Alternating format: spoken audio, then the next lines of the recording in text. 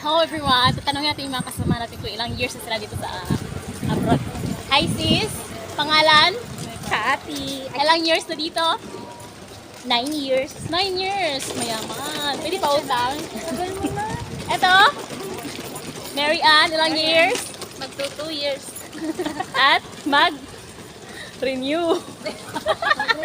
Si Ate Tin, ilang years? 6 years. 6 years and counting. Maraming ipon? Wala. Sa anak. Puro Sa anak anak ang eh. lahat. Ay, sa anak ang Ito si Ate. Ako, 5 months pa lang, wala pang ipon. Resibo. Resibo ang ipon. Resibo. Yung mga kasama natin, tanong natin. Hello, Tita. Tita Chowie, ilang years sa abroad? 20 years. 21 years. Maraming ipon? Wala. Ayun, nasa CR yung iba. Ito, Sis Leia, ilang years? Ilang years? Dito? 14 years na. 14 years. Maraming ipon sa bangko at investment. Hindi ko sa sasabihin wala po kasi But still guys, good. Yung isa tulog. So, yun lang ang ating update. Thank you for watching. Bye! Ay, nakalive